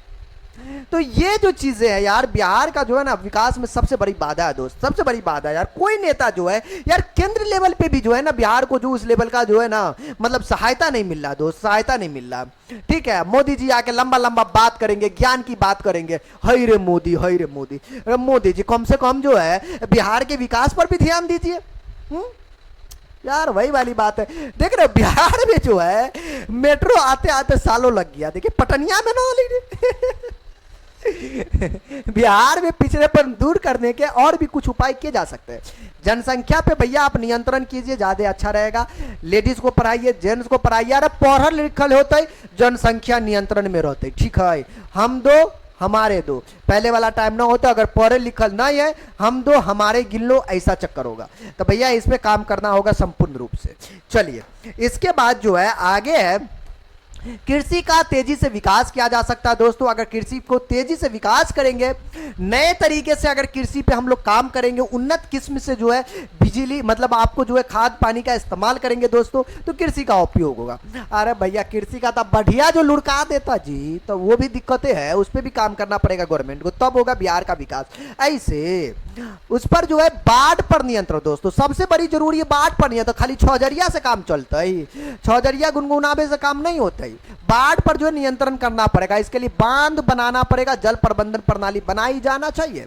हम ज्ञान दे दिए, हमारा बाता को जो नीतीश जी के पास पहुंचा दिए कि बिहार के जो है बाढ़ की व्यवस्था को कैसे ठीक किया जा सकता है, समझे। हाँ, तो यही तरीका है। आधारिक संरचना का विकास, इसमें बिजली, सड़क, उसके शिक्षा व्यवस्था, इन सब पर जो है बढ़िया रूप से काम करना पड़ेगा। बिहार का कभी हॉस्पिटल देखे हो जी? अरे सरकारी की बात कर रहे हैं, प्राइवेट में कौन गरीब जाता जी, सरकारी की बात कर रहे हैं, देखो क्या हाल होता जी। तेरी का ऐसा ही मुर्दा, मैं क्या बोलूं उनके बारे में। उसके बाद उद्योगों का विकास दोस्तों, यहाँ फैक्ट्री की सबसे ज्यादा जरूरत है, क्योंकि झारखंड का अलग होने के बाद बिहार की स्थिति बड़ी दयनीय होगी फैक्ट्री के मामले में। तो यहाँ बढ़िया लेवल से जो है फैक्ट्री का भाई आपको जो है काम करना पड़ेगा। अगर देश विदेश से निवेश लाकर बिहार के उद्योग और धंधों को बढ़ावा दिया जाएगा तब आपको बेहतर होगा, ठीक है। हाँ, इसे गरीबी हटाना, बिहार में करीब 42% लोग गरीबी रेखा के नीचे रहते। 42%, अरे भैया 50%, 42%। अब आप अपने आप को देख के ही ना सोचे कि हम ठीक है तो सामने वाला ठीक होगा। बेटा याद रखिएगा, सड़कों पर निकल कर देखो रात में, ठीक है ना, कितने सड़कों पे सोने वाले और कितने गरीब मिलेंगे ना, वो आपको चार दीवारी के अंदर रहकर नहीं पता चलेगा, ठीक है। हाँ, गरीबी ऐसा नहीं पता चलता है दोस्त, ऐसा नहीं पता चलता है। तुम जो हो जिस हालात में हो उस हालात से नहीं पता चलता है। गरीबी जो है क्या बताएं हम। चलिए, शांति व्यवस्था काम करना दोस्त, यहाँ जो है ना राज्य में शांति कानून व्यवस्था लागू करना पड़ेगा, तब आपको जो है रोजगार एवं विकास दोनों में आपको बढ़ेंगे। तो यहाँ पर कनपट्टा में बंदूक रख के लूटना, किसी को गोलियां मार देना, किसी को कुछ कर देना है, यहाँ गैंगस्टर वाला बातें चलना कि इधर गैंग बना रहा उधर बना रहा, तो ये सबसे जो है भैया बचना पड़ेगा। इन सबको जो है जड़ से खत्म करना पड़ेगा, तब जो है बेहतर आपको कानून व्यवस्था हो सकता है, तब बिहार जो है आपको सही रास्ते पर चलेगा। स्वच्छ और ईमानदार प्रशासन हो, ईमानदार प्रशासन कटल होगा जी, वो नीचे से तो घूस लेगा, ये बंद होगा, भ्रष्टाचार बंद होगा, तभी कुछ ठीक हो सकता है दोस्त। तो ये जो है 8 9 माह ये ज्यादा जरूरी है, ये सबसे ज्यादा जरूरी है। और हम इसके लिए मोदी जी को दोष देंगे भैया जी? आप जो भी हो, आप मोदी जी को आप ग्रेट मानते हो, लेकिन हम इस मामले में ग्रेट नहीं मानेंगे जी। आप क्या मानते हो मोदी जी को, आपका मैटर है, लेकिन हम बिहार ही हैं भाई, हमारे लिए क्या जरूरी है, मुझ पर बात करेंगे जी। देखिए, केंद्र सरकार का मतलब होता है जिसमें सत्ता जो है किसमें हो, केंद्र की हो। केंद्र में सत्ता किसकी है? मोदी जी की सत्ता भैया। देख लीजिएगा बिहार के लिए कितने काम किए मोदी जी, और जितना जो वोट मांगने के लिए जो आके भाषण देकर जाते हैं, समझ रहे हो ना, देखते हैं कि कितना वो मेहनत की है, कितना बिहार के लिए किए हैं जी। देखिए क्या कहते हैं, बिहार जैसे बड़े और पिछड़े राज्यों के विकास के लिए केंद्र सरकार से ज्यादा मदद मिलनी चाहिए, ठीक है। कई राज्यों में विशेष राज्य का दर्जा आपको प्राप्त है। अब देखो, मोदी जी की सरकार बिहार में है अभी, ठीक है ना, लेकिन बिहार को जो है आपको विशेष राज्य का दर्जा अभी तक दिया गया नहीं, दिया गया। सोचो, अब बिहार सबसे जो है हर राज्य से पिछड़ा राज्य बिहार है, लेकिन दिया नहीं जा रहा है। क्या मोदी जी का ऐसे बिहार डेवलप होगा? खाली बिहार में आके भाषण देने से कुछ थोड़ी होता है जी, हाँ, कुछ काम भी करना पड़ता है ग्राउंड लेवल पे। तो कम से कम जो है कुछ ना, तो कम से कम विशेष राज्य का दर्जा तो दे दीजिए। हाँ, कब दीजिएगा जी? बिहार को लुढ़काने के बाद अब बिहारी का पलायन कब रुकेगा? नहीं रुक सकता ना, रुकेगा ही नहीं। जम्मू कश्मीर, पंजाब, ठीक है, उत्तर पूर्व के असम, मणिपुर इत्यादि, इन सबको विशेष राज्य का दर्जा मिला हुआ, बिहार को छोड़कर सबको मिला हुआ है। इन राज्यों को ज्यादा पैसा, छूट और योजना दी जाती ताकि ये आगे बढ़ सके। बुधनी वाला जो सबसे पीछे है उसी को और पीछे कर रहे हैं। भगवान, कितने बड़े लेवल पे जो है इंसान यताचू सब बैठा हुआ, मुझे समझ में नहीं आ रहा है जी, कितने बड़े लेवल पे बैठा हुआ। देखो तुम ही सोचो, ये इतना पिछड़ा राज्य है, किताबों से लेकर हर चीज में बिहारी पिछड़ा है ना, हर चीज में पढ़ते बिहारी पिछड़ा, फिर भी बुधनी वाले नेता लोग जो है आपको ध्यान नहीं देता। विशेष राज्य का दर्जा तक नहीं बिहार को अभी तक नहीं दिया गया जी, अभी तक नहीं दिया गया। अरे कांग्रेस को दूसरे थे कि अब बिहार में ये था, बिहार में उनकी भी सरकार थी मिलन से, जैसे भी हो, उसके टाइम में नहीं मिला रहा था। मोदी जी की सरकार, तू तो कुछ कर दे भाई, है कम से कम बिहारी तुम्हारे लिए कम से कम इतना तो भाई उपकार से, है कम से कम इतना तो कर ही सकते हो भाई, कुछ तो उपकार करे आप यार। तो बिहार को कुछ करना है नहीं, खाली जो है ज्ञान की बातें जो है नेता सब आकर देंगे जी। तो कम से कम बिहार को जो है भाई विशेष राज्य का दर्जा आपको देना चाहिए, ठीक है। हाँ जी, सिर्फ मखाना से बोलने से, मखाना बोर्ड बोलने से काम चलेगा जी? क्या तेरी का यार, कमाल करते हो। इन राज्यों को ज्यादा पैसे, छूट और योजना दी गई थी। बिहार को भी एक ऐसा ही विशेष सहायता मिलनी चाहिए जिससे यहाँ के विकास के लिए सड़कें, बिजली, शिक्षा, स्वास्थ्य निवेश किया जा सके। दोस्तों, बिहार के पिछड़ेपन दूर करने के लिए ये 9 जो है ना भाई, ये 9 तरीका को अपनाना है, तो भाई पिछड़ापन आपको दूर हो सकता है। वरना हर हर मोदी, घर घर मोदी तो होगा, लेकिन बिहार की जो है ना स्थिति भैया वैसा ही की वैसा ही रहेगी, ठीक है, कोई कुछ नहीं कर सकता। हाँ जी, तुम गटर में पले हो, गटर में मरोगे, गटर में ही रहोगे जब तक तुम अपनी आवाज नहीं उठाओगे। आवाज तो उठानी पड़ेगी, आवाज हम नहीं उठाएंगे तो कौन उठाएगा जी, समझ रहे हो? तो आवाज उठानी पड़ती, शिक्षित लोग ही आवाज उठाई जाती है, वही लोग आवाज उठाते हैं। इसीलिए सरकार चाहती है दोस्त कि तुम ना पढ़ो, तुम्हारे जो है ना कॉपी कलम पे इतना टैक्स क्यों देता? अरे गरीब है रे, इसको अगर हम दे देंगे ना, बढ़ोतरी कर देंगे ना, भुतनी का खरीद नहीं पाएगा, ये पढ़ेगा नहीं। गवर्नमेंट जो होती है ना अपर लेवल, उस चाहता है कि भाई तुम ना पढ़ो। अगर तुम पढ़ने जिस दिन लग गया ना और तुम उस लेवल पे पहुंच गए ना, तो सरकार के खिलाफ या फिर जो है अपने गंदे चीजों के खिलाफ जो है तुम आवाज उठाने लगोगे। मैं उठा रहा हूं ना, मैंने 4 अक्षर पढ़ा तो आवाज उठा रहा हूं ना, मैं बोल रहा हूं ना, तब बोलोगे, वरना नहीं बोलोगे, ठीक है। तुम्हें एजुकेशन आपको सिर्फ सरकारी नौकरी नहीं, इस लेवल भी पहुंचाती है कि तुम आवाज उठाओ, तो इसके लिए भी एजुकेशन जरूरी है दोस्त, ठीक है। तो गवर्नमेंट का चीज है कि वो जो है ना इस तरीके से लूटे। चलिए दोस्तों, अब जो है इसमें हम बात करेंगे कि देश के आर्थिक विकास में बिहार की क्या भूमिका है। देश के आर्थिक विकास में, हमारे देश के आर्थिक विकास में बिहार की भूमिका क्या रही, वो देखिए। बिहार भारत का एक बड़ा और महत्वपूर्ण राज्यों में से एक है। भौगोलिक क्षेत्र में भी ये बहुत बड़े रूप में है। जनसंख्या के हिसाब से भारत के टॉप राज्यों में आता है दोस्त। अगर भारत को पूरी तरह विकसित बनाना है तो बिहार का विकास जरूरी है। उत्तरी वाला केंद्र सरकार सब कहाँ सोचता है, वो समझ में नहीं आ रहा यार, समझ में नहीं आ रहा है। अभी तक इसको जो है विशेष राज्य का दर्जा नहीं दिया यार, हमें तो समझ में नहीं आ रहा। हमारे एपीजे अब्दुल कलाम आजाद ये बात कह चुके हैं ना, अरे बिहार का विकास होगा तो भारत का विकास होगा जी, है तेरी का आत्मा का विकास ही नहीं कर रहे हो मरल आदमी सब। बिहार का विकास सिर्फ बिहार के लिए नहीं, पूरे भारत के लिए फायदेमंद है। तेरी का ऐसा ऐसा चीज है। चलिए आगे जानते दोस्तों। नरेगा मनरेगा का नाम सुने? ये नरेगा मनरेगा के माध्यम से जो है रोजगार दिया जाता है दोस्तों, ये कुछ इस तरीके से। बउआ वो टेंशन ना लिया, ये रोजगार सिर्फ कॉपी पे कागज पे, बाकी जो है नहीं, बेचारे लोग को 100-200 पे खटा के कहानी खत्म कर देता है, याद रखिएगा। नेता और कौन, ऊपर से लेकर नीचे तक सब खाता जी, ऐसे होता। देखिए ना, पूरा नाम है राष्ट्रीय ग्रामीण रोजगार गारंटी अधिनियम, ठीक है, कठल गारंटी। लागू होने की तिथि 2 फरवरी 2006 लागू होले हमारा बिहार में। गांव में रहने वाले गरीब मजदूर को काम देना, क्या करना?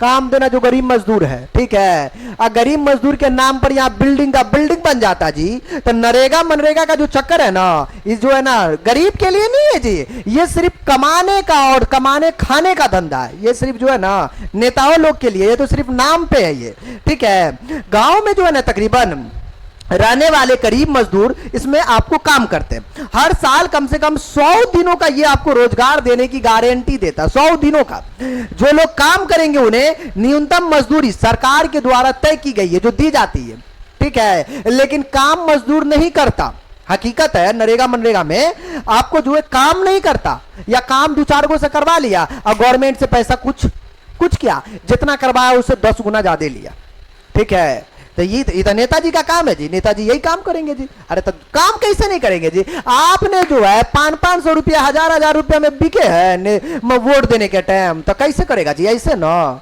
तरीका। आप लोग बात भी क्या कर सकते, दारू पे बिकने वाले हो यार, तो क्या बात करिएगा, ठीक है। तो दारू पे बिकने वाले इंसान सब जो है ना, ज्ञान इस पर देने में भी उसको दिक्कत होगा, ठीक है ना। जब खुद में खोट हो ना, तो फिर आप इस पे बोलने में भी दिक्कत है जी, ठीक है। तो ये चीजें लाभ की बात कर ले तो गांव के लोगों को स्थानीय स्तर पर जो है काम मिलता है, इसमें रोजगार और आय में सुधार होता है, गरीबी कम करने में मदद मिलती है। नरेगा के जनक जो है डॉक्टर रघुवंश प्रसाद सिंह, ये अलग रोते होंगे भैया, बना तो दिलियन हाँ, जो बड़े लेवल का वही खा जा, गरीब पहले से गरीब और गरीब बन रहा, रोजगार कठल मिलता ही भूतनी का खुद खा रहा है। उन्होंने इस योजना को लागू करवाने का महत्वपूर्ण भूमिका निभाई थी दोस्तों। जी हाँ, अब जो है नरेगा क्यों जरूरी है बिहार के लिए, ये भी जान लीजिए भैया जी। बिहार के लिए नरेगा जरूरी क्यों है? देखिए हम बताते हैं, बिहार के लिए नरेगा इसलिए जरूरी है क्योंकि जो नेता लोग हैं उनका पेट भरे। चलिए जोक सपाट फिलहाल देखिए, बिहार में बहुत बड़ी ग्रामीण आबादी है जो खेती या मजदूरी पर आपको निर्भर है। नरेगा जैसी योजना से उन्हें स्थिर आय और सम्मान मतलब आपको जो है साथ काम मिलता है। इसे ग्रामीण विकास और गरीबी हटाने में मदद मिलती है, ठीक है। चलिए तो ये तो बात था भैया, आपको जो है कॉपी कलम किताबों पे जो है नरेगा जो है आपको चक्कर था कि भैया आपको जो है गरीबी दूर होगी, ये मिटेगा, तो ये सब जो है किताबों पे, ठीक है। चलिए दोस्तों, आज के क्लास में हमें क्या पढ़ना था? अर्थव्यवस्था के बारे में, इसका विकास कैसे हुआ उन्हें जानना था दोस्तों।